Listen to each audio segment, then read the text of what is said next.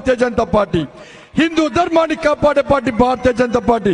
హిందూ ధర్మాన్ని కాపాదేస్తే, హిందూ సమాజాన్ని చీల్చే ప్రయత్నం చేస్తే, హిందూ దేవులను కించపరచం చేస్తే బరాబర్ భారతీయ జనతా పార్టీ అడ్డుకుంటాం. నీ సంగతి తెలుస్తున్న విషయాన్ని రాష్ట్ర ముఖ్యమంత్రి గుర్తుంచుకోవాలి. కమ్యూనిస్టు పార్టీ గాని, కాంగ్రెస్ పార్టీ గాని, టిఆర్ఎస్ పార్టీ గాని హిందూ సమాజాన్ని హేళన చేస్తూ కేవలం 12% ఉన్న మైనార్టీల కోసం కక్కుర్తిపడి మైనార్టీ సంతుష్టీకరణ విధానం అవలంబిస్తున్న పార్టీలకు గుణపాఠం చెప్పాలన్నా వద్దా? ఒక్కసారి భాగ్యనగర్ ప్రజలు ఆలోచించండి. భాగ్యనగర్ అవుతామా? భాగ్యనగరాన్ని పాత బస్తీగా మారుతామా? ఒక్కసారి భాగ్యనగర్ ప్రజలు ఆలోచించండి.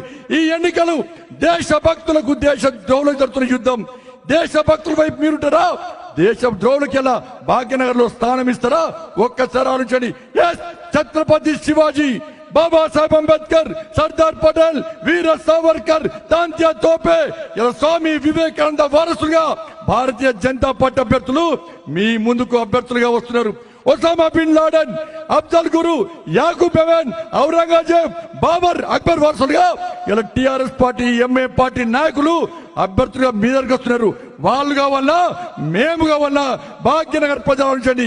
ఇదే కార్పొరేషన్ గడ్డ మీద, ఇదే కార్పొరేషన్ మీద కాసేపు జెండా రెపరెపలాడన్నా, ఇలా పింక్ కలర్ జెండా, పచ్చ జెండా రెపరెపడాలన్నా ఒక్కసారి భాగ్యనగర్ ప్రజలు ఆలోచించండి. వాళ్ళ మైనార్టీల పేరుతోని కక్కుర్తి, వాళ్ళ ఓట్ల కక్కుర్తి పడేలా హిందూ సమాజాన్ని కులాల పేరుతోని, వర్గాల పేరుతోని, వర్ణాల పేరుతోని, సంస్థల పేరుతోని, సంఘాల పేరుతోని చీల్చి ఎట్టి పరిస్థితుల్లో అడ్డదారిలో గెలవడానికి ఇలా టీఆర్ఎస్ పార్టీ చేస్తున్న ప్రయత్నాన్ని ఒక్కసారి భాగ్యనగర్ ప్రజలు గుర్తుంచుకోవాలి. మేము ఏ మతానికి వ్యతిరేకం కాదు, ఏ వర్గానికి వ్యతిరేకంగా కాదు. ఇదే ముఖ్యమంత్రి అన్నాడు, నేనే నిక్కాసైన హిందును, నేనే భయంకరమైన హిందును, నేనే నిజమైన హిందును, నేనే యాగాలు చేస్తా, నేనే పూజలు చేస్తా, నాకంటే హిందువు ఎవడన్నాడు? ఇలా 15 నిమిషాలు సమయం ఇస్తే హిందువులను నరికి చంపుతానని పార్టీతోని చెట్టపట్టలు వేసుకున్నా. నువ్వు నిజమైన హిందువో ఒక్కసారి ఆత్మవిమర్శ చేసుకో. కరీంనగర్ గడ్డ మీద హిందుగాళ్ళు బొందుగాలంటే నేను తీసుకుపోయి బొందబెట్టిన సందర్భాన్ని ఒక్కసారి రాష్ట్ర ముఖ్యమంత్రి గుర్తుంచుకోవాలి.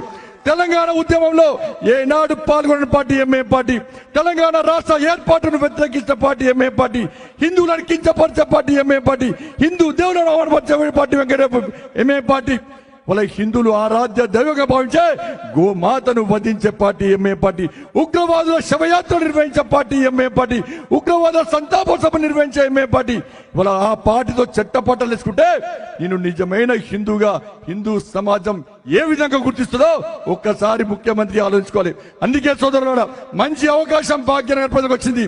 దుబ్బాకలో తెలుసు, ఎలా దుబ్బాకలో ఇలా ప్రజలు నరేంద్ర మోడీ గారి నాయకత్వం చూసి, నరేంద్ర